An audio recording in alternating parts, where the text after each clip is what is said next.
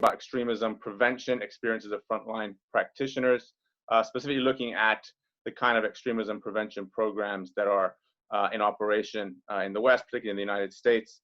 My name's Alexander Meleagrou-Hitchens. I'm the research director of the program on extremism. And I'm really delighted to be doing this event today with Parents for Peace, an organization I really admire and have a lot of faith in. And I'm joined today by Miriam Churchill. She's the executive director of Parents for Peace, operates the organization's counter-extremism intervention helpline mainly for concerned families. And she's going to be talking to us a little bit about what her organization does, and particularly the kind of grooming processes that extremists use and that you're trying to combat. After her, we'll hear from Arno Michaelis. He's a Parents for Peace member and a former white power musician turned tolerance educator and author of The Gift of Our Wounds. He'll be talking to us a little bit about how white supremacists, white nationalists how they use uncertain times to take advantage and exploit. After Arno, we'll be hearing from Mubin Shaikh, another Parents for Peace member, former Taliban and Al Qaeda supporter turned de-radicalization expert, also author of a book, his own memoir called Undercover Jihadi. He'll be talking to us a little bit about how ISIS, both supporters and official members and the group itself, how we're taking advantage in particular of the current health crisis. And finally, Christopher Buckley, another Parents for Peace member, also a veteran and former Ku Klux Klan member, now helps also with intervention efforts. He's going to talk to us a little bit about how the kind of extremist far-right conspiracy theories and reaction to generally the health crisis is actually hindering kind of efforts to fight it back. For all of you listening, we are going to have a Q&A at the end. If you see at the bottom of your screens, there's a Q&A option. Click on that, put your question in there, and I will then go through as many as I can once each panelist is through. Please go ahead, Miriam. Thank you. Thank you so much for this panel, and also for the GW for having us during this complicated moment of COVID-19. So we are a nonprofit that was founded by families whose loved ones were recruited into extremism and died fighting overseas in Syria and Somalia, or end up in prison. Our members also include former extremists and survivors of violent extremism, as we believe that bringing these different voices together can do incredible things to improve awareness and understanding of this extremely complicated issue. We are spread out across America, Canada, and Europe, and represent the full spectrum of political and ideological belief. Personally, I am a native of Morocco. I'm a Muslim with a French mother, and I am an American by choice. I'm also a therapist, and I didn't know that my professional experience in human and sex trafficking really prepared me to the work I'm doing today with Parents for Peace and to understanding the grooming into extremism. I do intervention as a first responders in our helpline. But before I'll tell you about the free and confidential helpline we operate, I just want to acknowledge our very brave members at Parents for Peace that instead of hiding in shame or letting themselves be intimidated by those who groom their children, they decided to fight back by speaking up about what happened to them and by warning other families and communities to make sure no other families experiences that pain. So our organization's mission is really to empower families and also communities to stop hate from consuming our children. And I want to speak especially during the COVID-19 pandemic, where I'm sure everybody knows that our children are spending more time online. Mine do for sure. So we see extremist groups during the pandemic as an opportunity to exploit this crazy period of time and kids' vulnerability. So to spread all kind of conspiracy theories that are rooted in racism and anti-Semitism. And so at Parents for Peace, we have seen an increase of parents that are worried that, because their kids are either in the spectrum or have mental illness, or some kids that struggle with addiction, for instance, or other underlying psychology issues. So it have raised our flags, and it's understandable, that the country, I mean, if you listen to the news, we are all talking about concerned, the health issue is the number one, the top priority, and we get that. But the problem is we need to kind of warn families that actually this is an opportunistic, situation for extremists to kind of take advantage of this situation. It's truly heartbreaking to listen to families calling us about someone they love being exploited by extremists. And it's like a battle Parents for Peace and the colors are trying to win against the ones who are working hard in the other side to groom, the kids. My colleagues here, and especially with Chris, that we had conversation about, where we agree that extremism is like an addiction that is hard to break free from and easy to exploit. So the conspiracy theories that callers from the helpline are reporting are anything from the virus being created by Bill Gates, so he will force on us vaccine, to this is the fault of the Chinese government, to, of course, the favorite scapegoat of all supremacists who blames Jews about the pandemic. Those are extremely toxic and dangerous conspiracies, and that can harm our kids. So we should all be extremely careful if we hear anybody around us that are using this bigoted and conspiracy theory. They are very powerful. About Parents for Peace helpline, so we provide guidance and support to anyone who is worried that a loved one might be involved with extremism. And I want to highlight that the calls we get at Parents for Peace helpline are regular Americans with regular kids with regular issues, just to kind of break a myth that it might be something different. So our protocol helpline is based on firsthand experience of, well, my friends here and colleagues have helped us tell their personal stories, but all our members at Parents for Peace, we created, the protocol that is firsthand experience of everyone at Parents for Peace. And so we have developed a unique protocol that focuses on positive engagement with at-risk loved ones. So because the grooming is tailored, we try to help others in a tailored way. So the result is simple, but very powerful tool to help parents, and friends. But just to be clear, we don't pretend to change the root issues that led a person to be attracted to extremism in the first place. But what we do is our best to de-escalate a situation that has a potential to turn violent. And because we are such a small organization with limited resources, our wish really is to be able to find partners in mental health and, and practitioners that can help us, bring the helpline, reach out to more people in the US. I want to speak quickly because I know that we have a limited of time, but something that is really had been dear to my heart during this almost 5 years of working in Parents for Peace is that is about grooming. I've learned and became fascinated about grooming from our members' experience and helpline callers. What I've learned from them is that grooming is a game of seduction where traffickers win trust. While ideologies, cultures, religion, countries, languages are different, the grooming process is very similar. It really looks like an emotional and psychological manipulation that targets the most vulnerable amongst us, which are our children or veterans coming back from combat.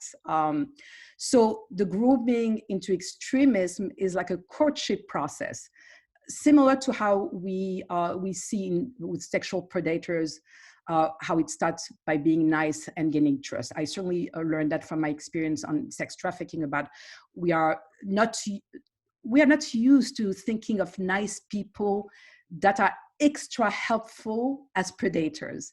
Our mind is trained to think of predators are having a certain local profile.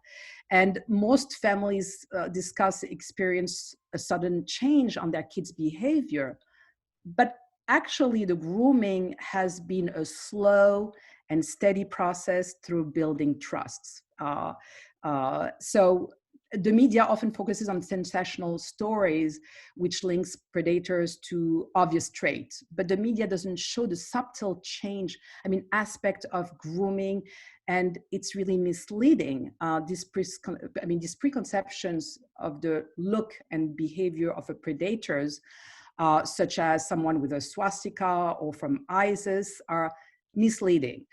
We need to be open to the fact that someone nice or familiar to us might be dangerous, without really creating paranoia, but we don't think of someone we know or someone that we spend time with our kids as potential grooming them into extremism.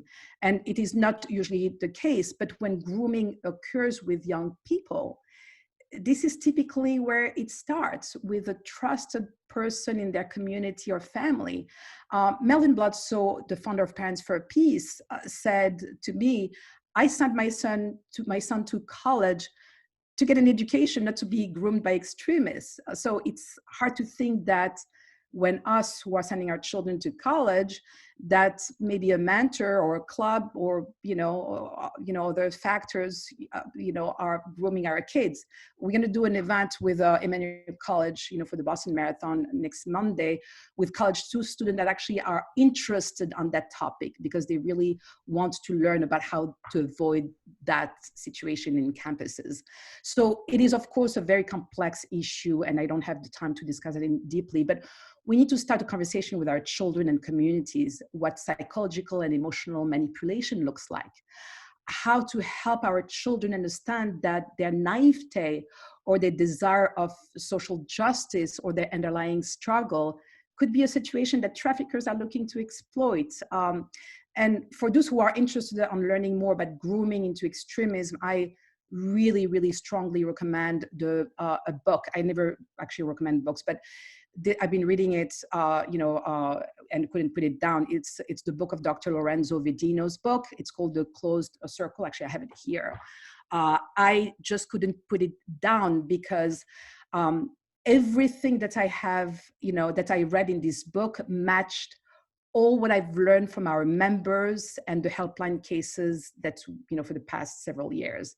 So I just want to leave you with just a message, a special message for, the people that spend the most time with our kids, which are families, teachers, nurses, pediatricians, mental health practitioners.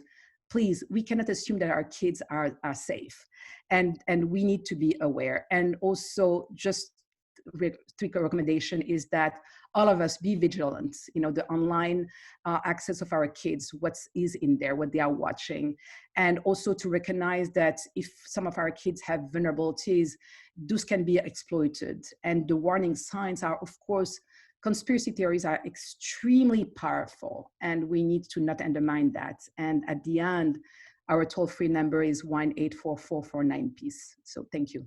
I'm going to let my colleagues speak. Thanks, Miriam. A lot of very important points there, particularly about what your organization does, the kind of things that people should keep an eye out for. Some of maybe the hallmarks that parents can be aware of. Go ahead, Arno. Thank you. Alexander, thank you, and everyone at GW for putting this together. I also like to thank Miriam and my Parents for Peace colleagues for being here today. I was a leader and organizer of white nationalist hate groups from 1987 to 1994. And it never ceases to amaze me how some things, the more things change, the more they stay the same. Back in my day, the white nationalist ideology was driven by fear and ignorance and misinformation. And we had to work very diligently to cultivate fear in society back then, even more diligently to cultivate misinformation, as we didn't have all the information in the world at our fingertips as we do today. today, the movement, the ideology, whether you're talking about white nationalism or violent Islamism or extreme right or extreme left extremism, they're all driven by fear, they're all driven by ignorance, and they all seek to create a sense of separation between people. In fact, it's that separation that all the ideologies absolutely rely on. They can't function without it. The big difference between the late 80s and early 90s, of course, and today is the advent of the internet and social media. Today, it is so much easier to sow seeds of fear and distrust and misinformation than it's ever been, to the point where, honestly, truth has lost its objectivity. Truth has become more subjective than ever before, and people are able to silo themselves according to their confirmation bias, just hearing what seems to make sense to them, and very easily discount any information that doesn't affirm their confirmation. So in the case of white nationalism, and again, I need to emphasize constantly that all violent extremist ideologies have this in common. But in white nationalism, there's actually a term nowadays called accelerationism. And it's this idea on the part of the white nationalists that society is hanging by a thread, and that we're in such a fragile state that just the right push here or the right poke there can completely collapse society, which is what they're trying to provoke. Interestingly, that's exactly what the so-called Islamic State is trying to provoke. If you look at extremes of the political poles, whether it's the far right with their weapons stockpiled, or it's the far left wanting to bring down what they see as an oppressive system, all of these extremes are begging for society's collapse. Now we are in the midst of a pandemic where society is literally hanging by a thread. All of these violent extremist ideologies that operate on the intention of bringing society down are seeing reasons to capitalize on this now. In the case of white nationalism, as Miriam had mentioned, there is all sorts of scapegoating and conspiracy theories regarding COVID-19, everything from blaming it directly on the Chinese government, which the Chinese government should certainly be open to criticism. I think that the CCP has made all sorts of mistakes here, whether they're intentional or not is speculation, but when I talk about conspiracy theories, I'm not talking about valid criticism. I'm talking about abject blame and the irresponsibility of everyone else. So when you hear people say that this is a Chinese virus, and then later try to walk that back and say, well, we don't mean Chinese people, we just mean the Chinese government, it's important to understand that the people who are out committing hate crimes against Asian Americans don't stop to think like, am I striking back against the Chinese Communist Party here, or am I just lashing out at this person who looks Chinese when they may be Korean or Japanese or Laotian, who knows? That's the issue with that level of rhetoric, is that when we blame an entire country for a particular virus, it gets cast upon people who aren't deserving of it. And essentially what it does is it fosters that sense of separatism, which again serves the purpose of all violent extremist narratives. White nationalism is based on the fallacious assumption that white people are different than everyone else, superior to everyone else, and under threat from everyone else on the planet Earth. COVID-19 presents a perfect opportunity for white nationalists to check off those boxes one by one and saying, see, here is this bioweapon that has been unleashed upon our people. And another interesting point is that the so-called Islamic State is also talking about the virus being unleashed upon at them. The far left says the virus, is unleashed upon oppressed people, and the far right says the virus is unleashed upon the people who love freedom. So it's very easy for all these extreme ideologies to cast their in-group as the sole target of this virus, when the scientific fact is that the virus doesn't care who it affects. It doesn't care what color your skin is, how much money you got, who you vote for, who you pray to or don't pray to. The virus simply affects human beings. And I think in that kind of ruthless efficiency of the virus also lies our salvation in the way that we need to approach this. We need to remind ourselves that the virus does affect everyone, and that there is no particular group that the virus was intentionally targeted toward.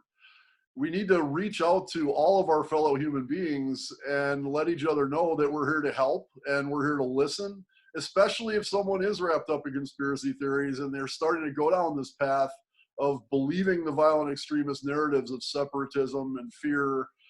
That's all the more reason that we need to reach out to them and make it known that we're here to listen, we're here to help, and we can do that without agreeing to the conspiracy theories. The best way to do that is to make that conversation a personal one.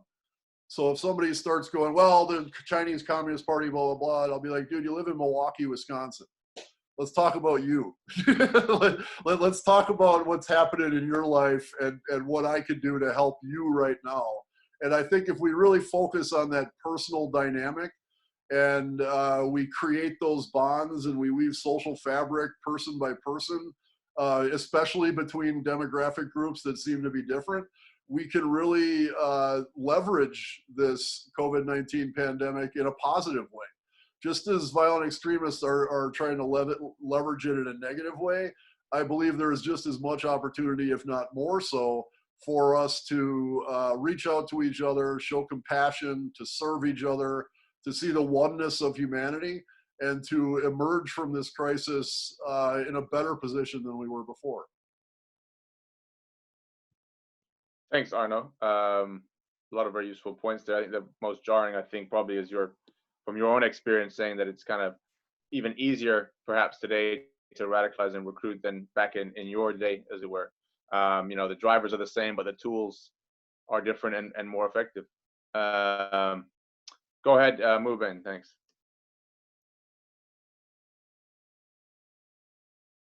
Thank you. Sorry about that. Yeah, first of all, of course, thank you, GWU, for having us. Program on extremism has been, just an amazing resource for all sorts of people. So really looking forward to seeing you guys continue doing that. Of course, to my Parents for Peace colleagues and Miriam in particular, who, just doesn't stop. Not even COVID can keep her down, obviously. So we're in good hands. So first of all, I'm going to look at, of course, the ISIS side of things, and what I'm going to start doing is really picking on what ISIS proper has been saying during this time. Of course, I have to give a shout out to the monstrous work of Ayman Tamimi when it comes to ISIS publications. Of course, you can look up his research on a whole host of issues in Iraq and Syria as well. But basically, ISIS itself has declared the virus, a soldier of God, right? And what they mean by that is they believe that the virus is doing the work of God. And how they understand that is that God is punishing people, because in the minds of most religious people, they seem to be obsessed with the idea of a God that punishes. And certainly we believe that, God rewards and God punishes as well. And what's happening is that most people across the spectrum, I'm not just talking about ISIS right now, believe that, we've done something terribly wrong, or the world in general is doing something terribly wrong, or a number of things that are wrong. And for this reason, the virus has been sent as a punishment. I personally just believe that it's a simple matter of, keeping animals in wild animals in poor conditions, and those animals becoming sick, passing it on to other animals, that people are consuming, and then people are getting sick. So it's just a matter of physics, really. Really, only God knows what the what wrongs we're doing, but certainly there's a long list of things that humans have been doing wrong that would warrant some kind of punishment on us, if you will. But the idea is that the world is corrupt, the world is impure, and because of that needs some kind of reset, if you will. And as Arno was saying earlier about other accelerationist groups that are looking to see the demise of the world, and really cheering it on in one way or another. Of course, some are trying to accelerate that process and actively trying to bring about that end. So ISIS has said, it's a soldier of God. It's going to kill the infidels, kill the kuffar, etc. But then they backtracked on that, and they actually realized that, hold on a second, this is actually affecting everybody across the board. So they backed away from that. Um, they've in fact said to avoid getting it, and they basically said avoid the virus like you would, or run from the virus as you would run from a lion. They've even given tips, wash your hands, so taking precautions. So at least even at that level, they've been doing that.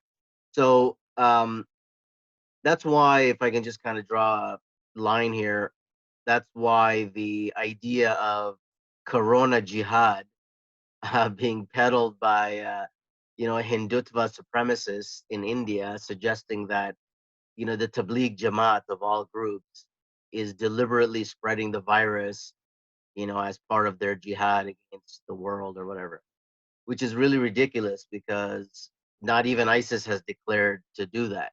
So the one really has to, keep that in context. Looking at the fanboys or fangirls, as we might call them, some of them have talked about, yep, this is a punishment from God.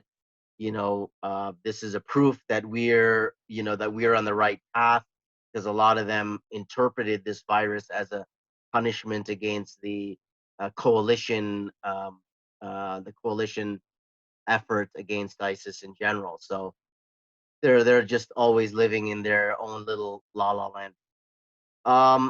Looking at other groups very quickly, like Al Qaeda and affiliates, they've similarly, nobody is out there saying, go and deliberately spread the virus. They're all taking precautions. Al Shabaab in Somalia has been talking about taking precautions.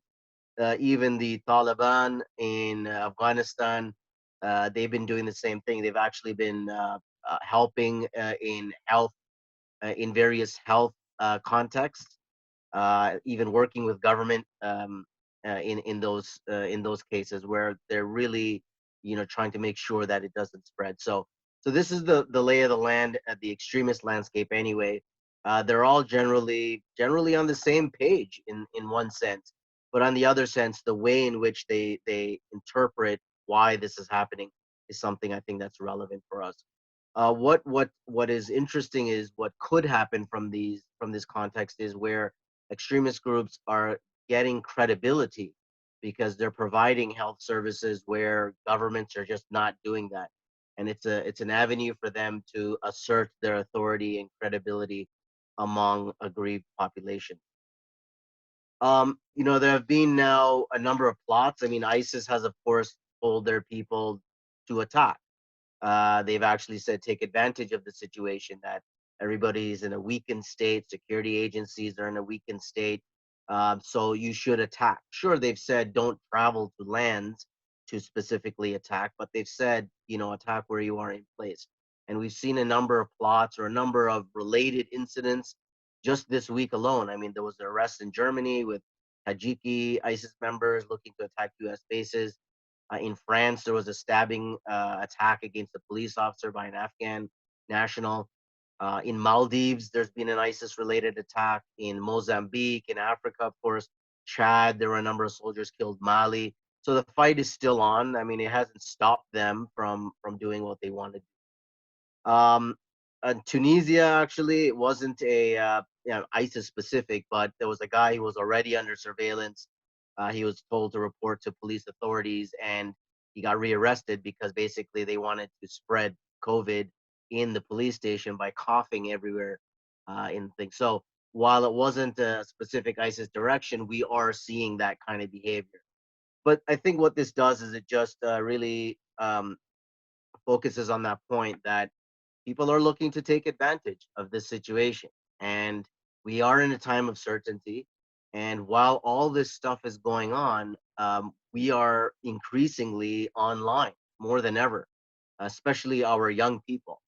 And so it's important for parents, educators, and others whose interested is to make sure that young people don't go down this road, to pay attention to what your children are looking at and what your children are saying.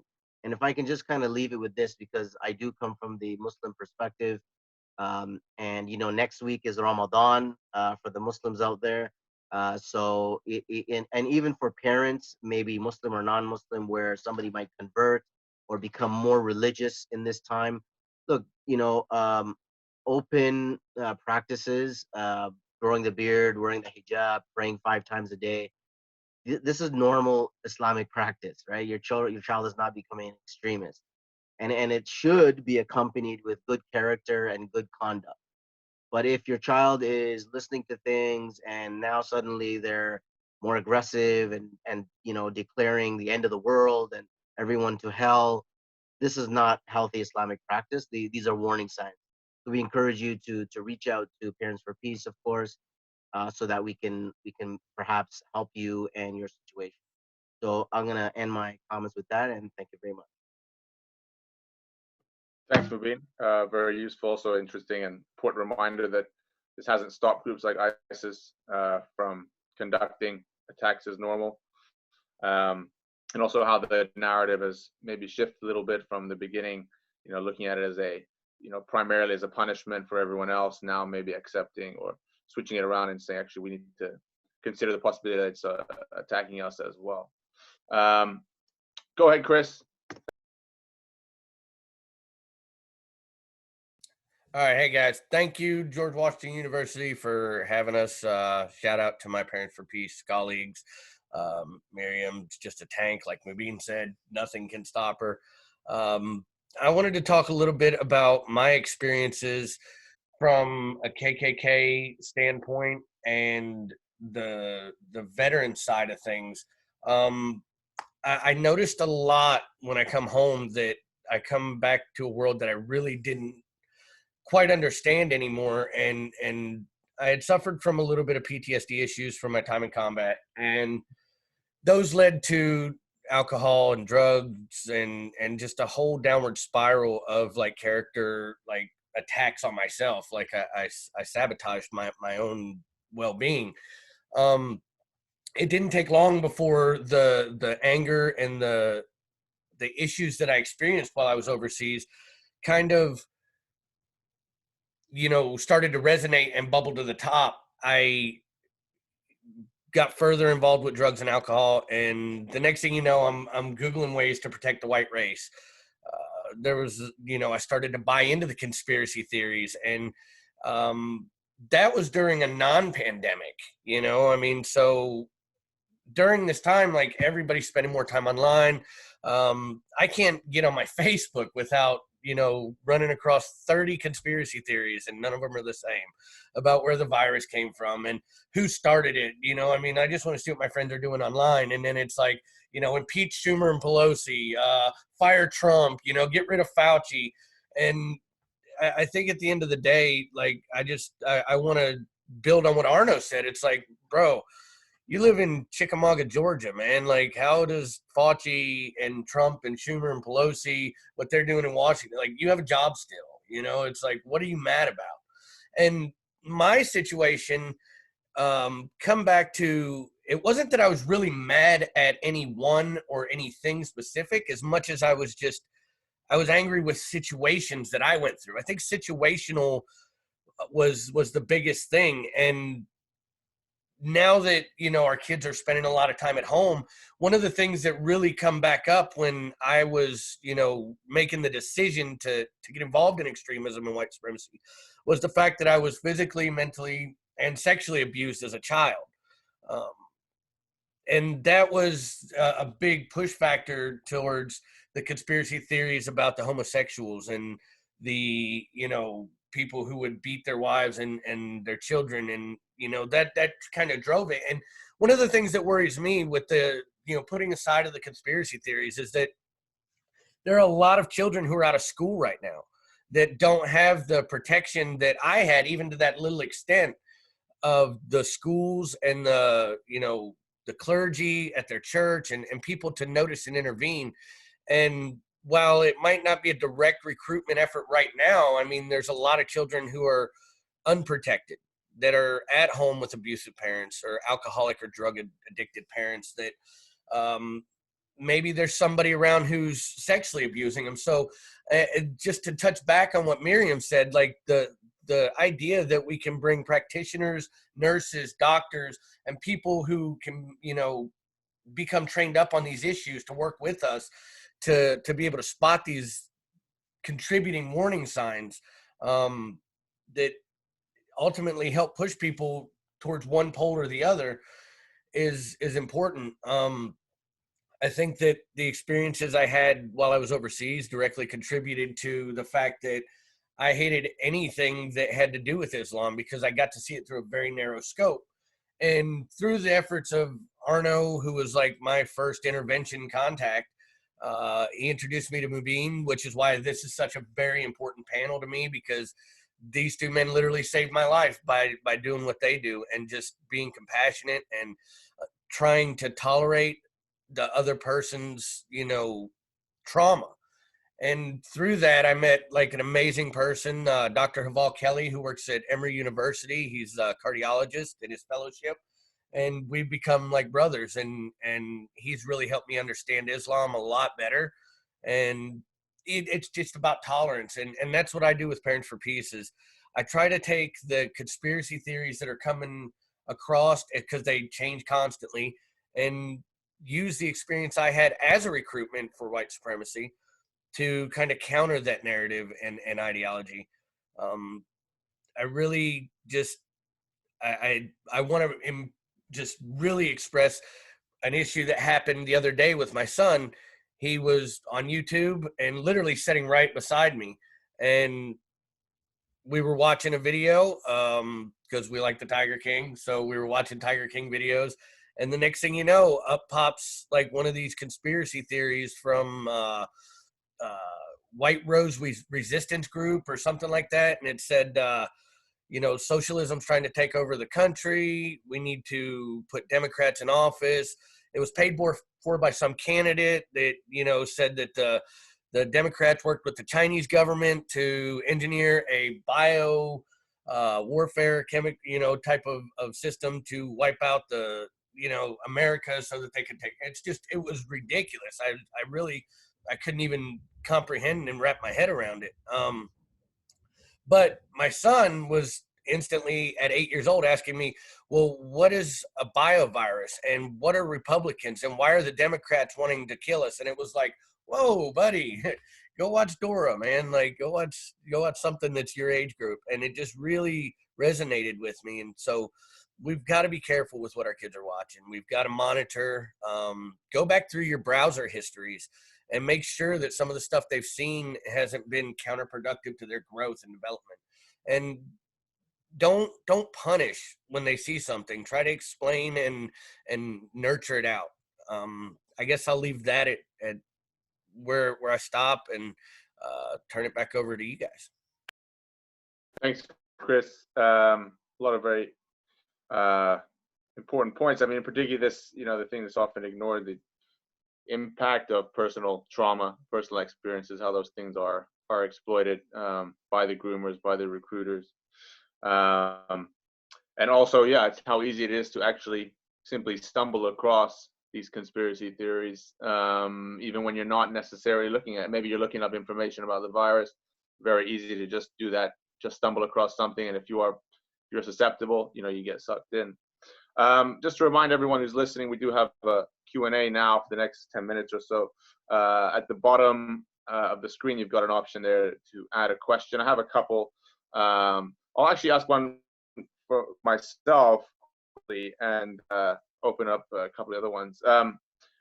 We always have this issue on countering extremism, right? How do you gauge the impact of what you do, right? How do you gauge success on work like this? And I mean, obviously, having members who, such as those on the panel today is probably a pretty good example of it. But I wondered if any of you had further thoughts on the kind of how people might actually know if they have effectively de-radicalized someone or convinced them to turn their ideas around.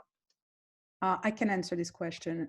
So, for instance, for the helpline, I was asked this question by someone from Harvard as well about, what do you call success?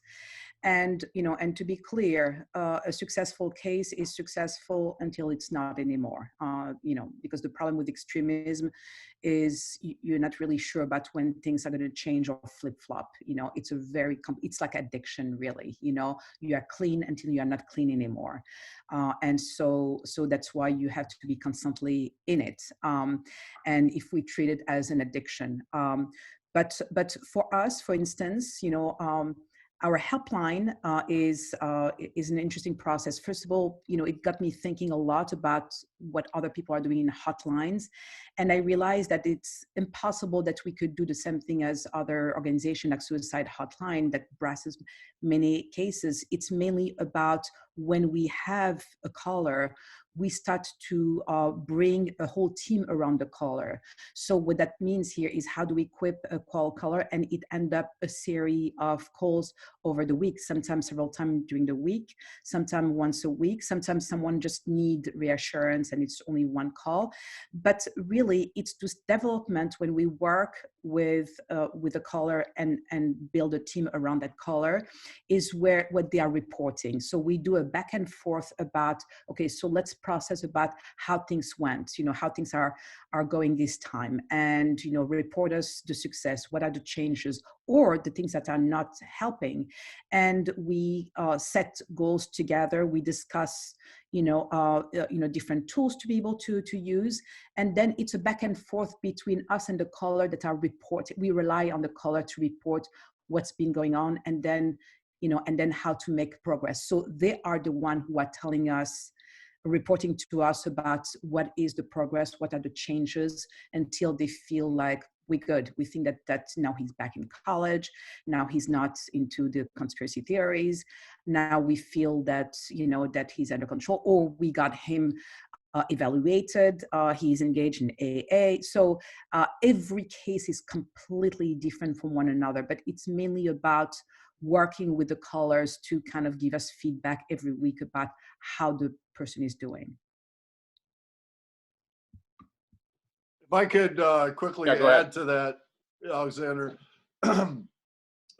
Miriam brought up so many good points. I think a great way to just summarize it is just thinking about certainty. And my work with Chris was a great example of this. When I met Chris, he was certain of everything.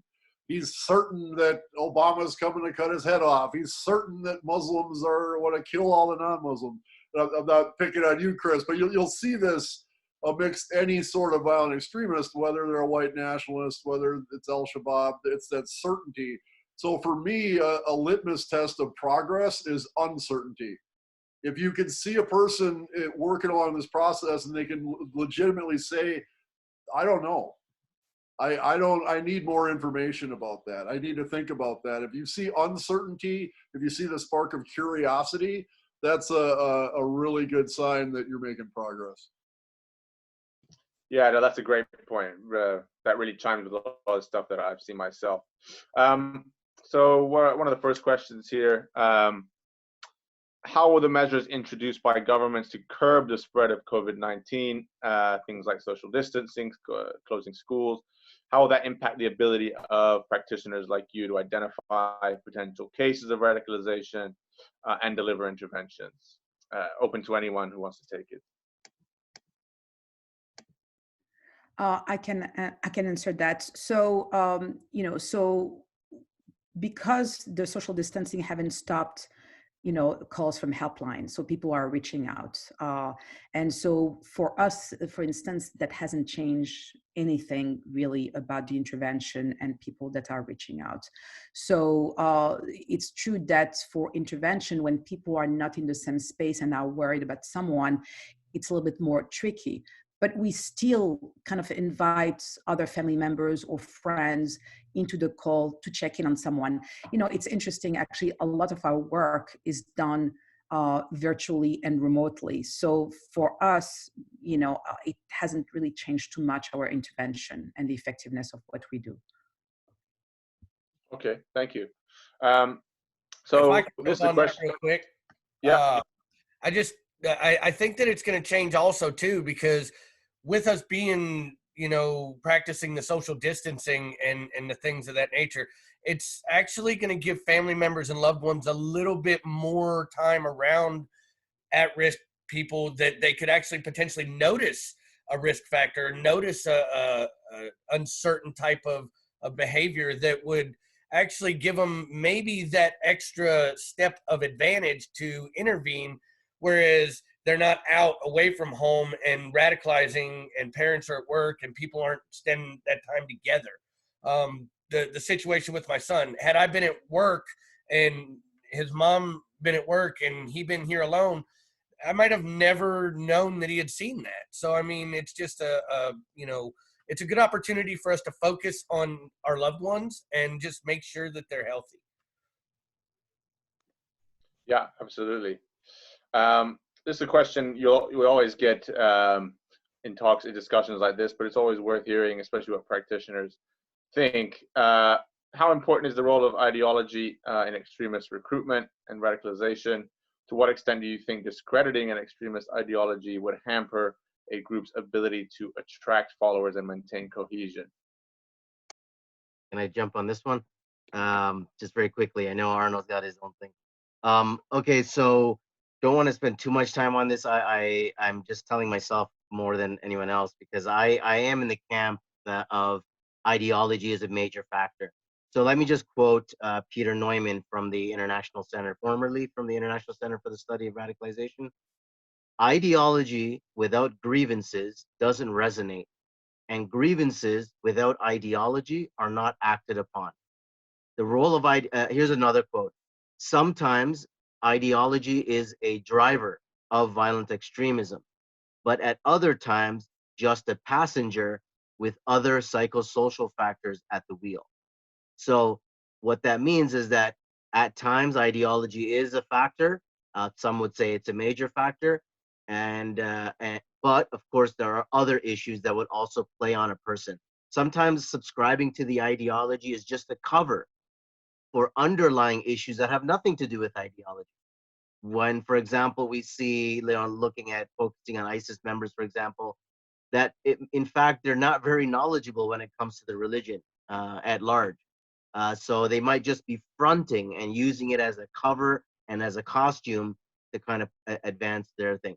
And secondly, I think it's very important. It's a necessary pillar of countering extremism that we debunk, demystify, delegitimize the deviant interpretations of groups like ISIS or whatever it is, because the vast majority of, especially Muslims that I'm coming from, are doing good, are always doing good, and shouldn't feel the need that they have to respond. So that's why people like me are around. That we will do that. We will debunk their ideologies, because especially from the ISIS context, even in Islam, these people have been debunked as Khawarij, as rebels and terrorists, and I think it's a necessary ingredient in countering extremism. Thanks, Mubin. Arno, you want to? Yeah, I agree with Mubin 100%. I would never say that ideology is a complete non-factor, but I do vehemently believe that it's underlying trauma that brings a person from going just like, well, this ideology makes sense to me, to this ideology makes sense to me and I'm going to hurt people who don't agree with it. That the ideology itself, I don't think brings you to that point. It's that unprocessed suffering underneath that brings you to that point.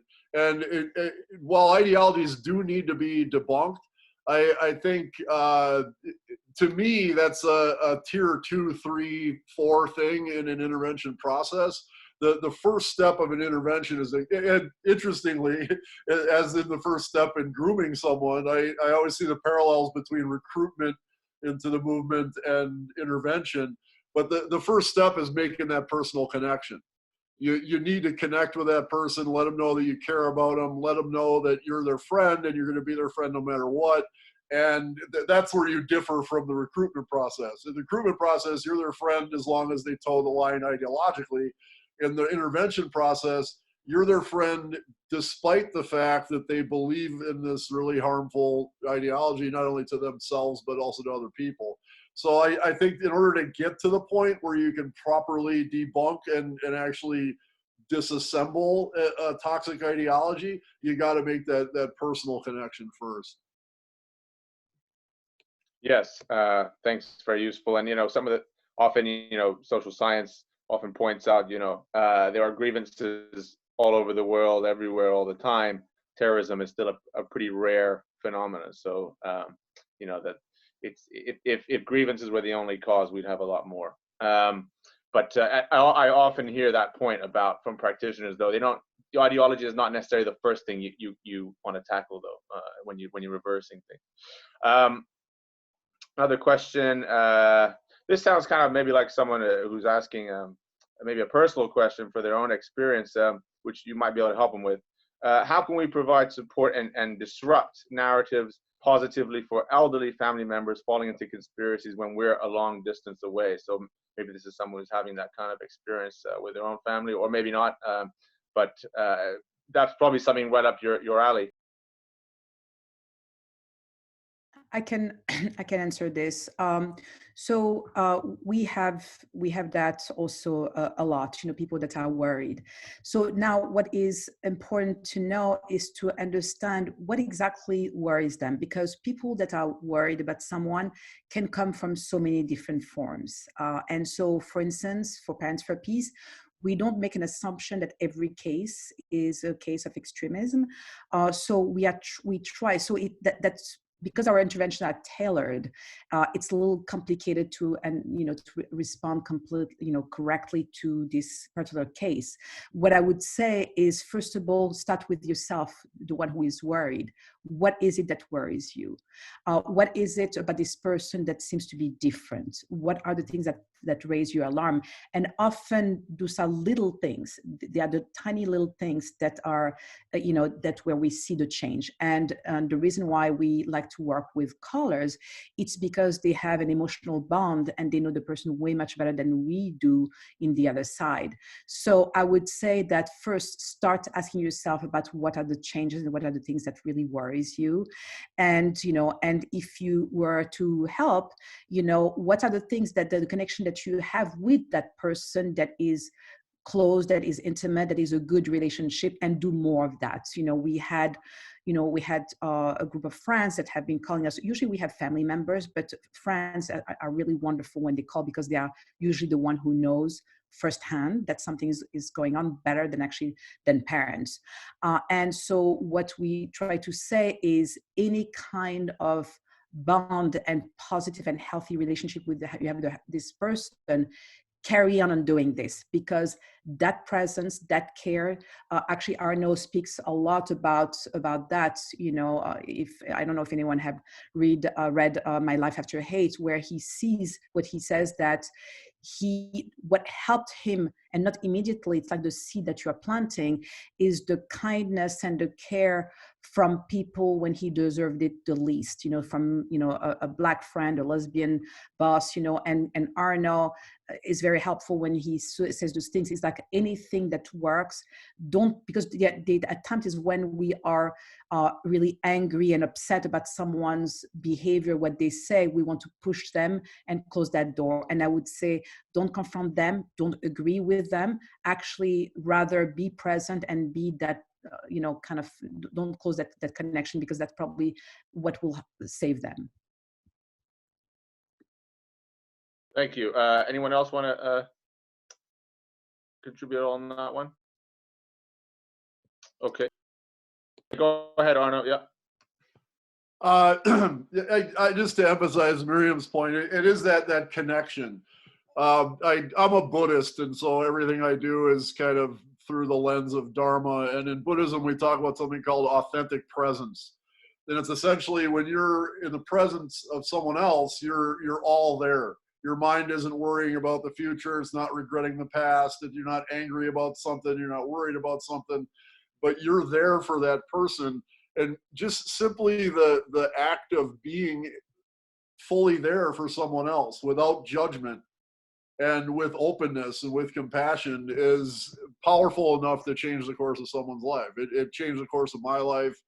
And I'm very happy to say that within Parents for Peace, we all adopt that approach from all our spiritual backgrounds. And that's really what the bottom line is. Just that refuse to give up on that person, be fully present for them, listen to them. And your demonstration of humanity is the best antidote against the fear and ignorance of conspiracy theories. Thanks, Arno.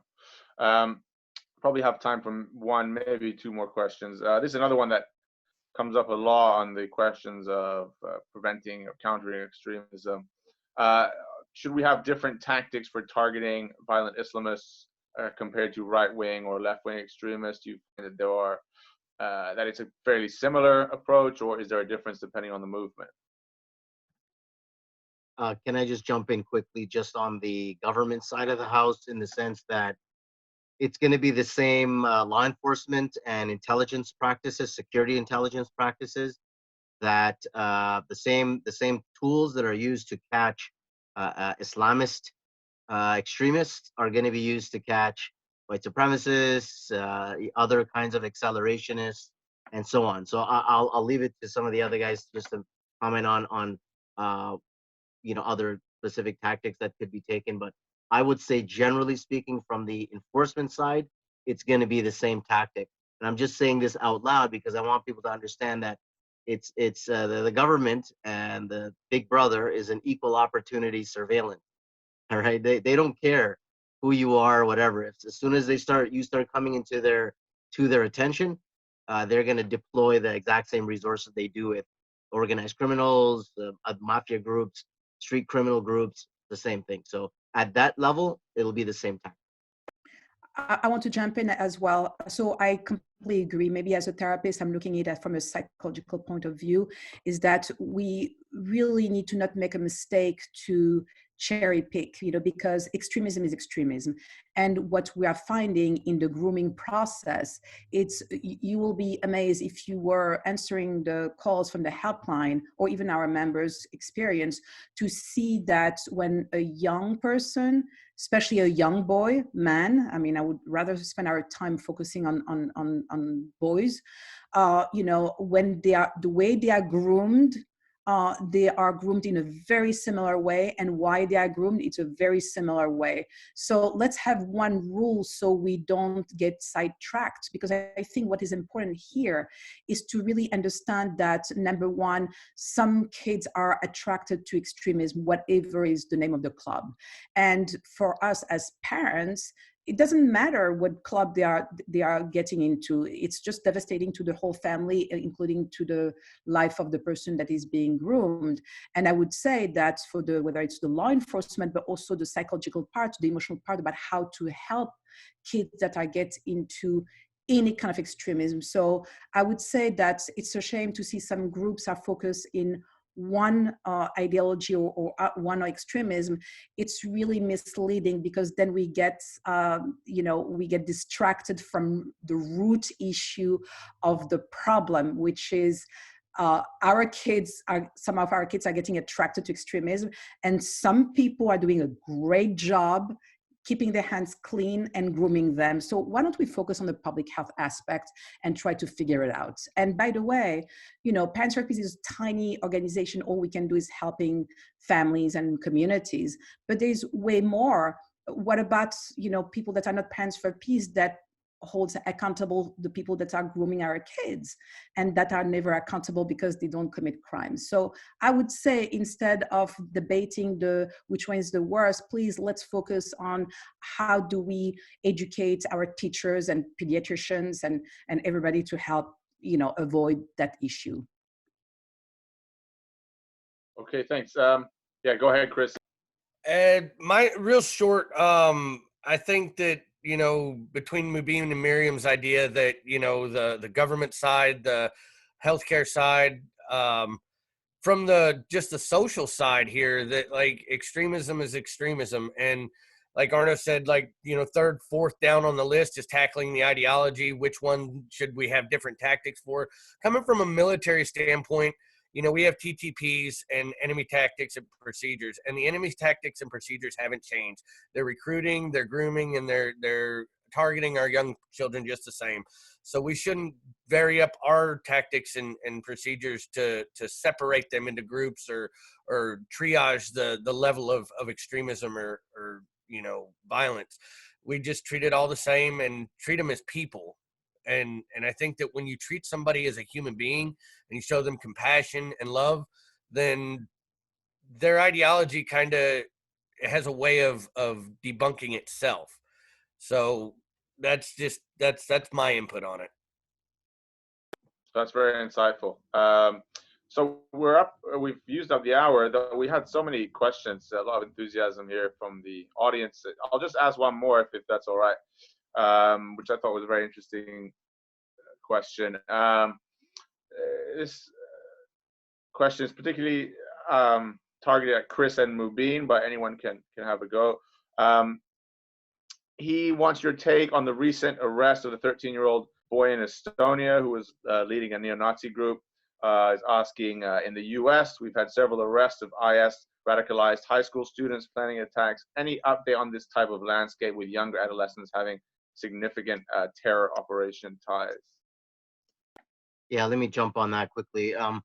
We are definitely seeing an increase in that, largely in Europe, of course.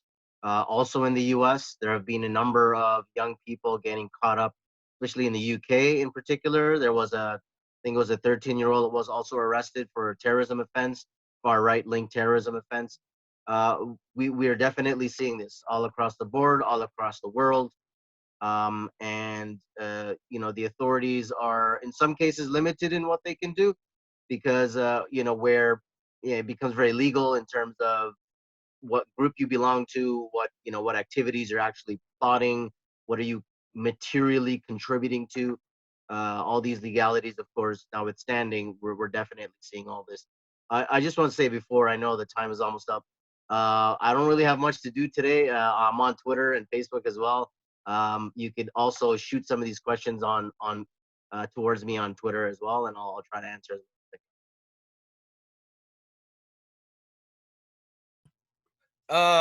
As for me, just like with Mubin, I've seen the news article and in certain cases, not as many in my area around Georgia and rural America where I'm from, but I've definitely seen a rise in like targeted bullying, targeted attacks towards ethnicity and race specifically by younger adults. Between 14 to 16 age range.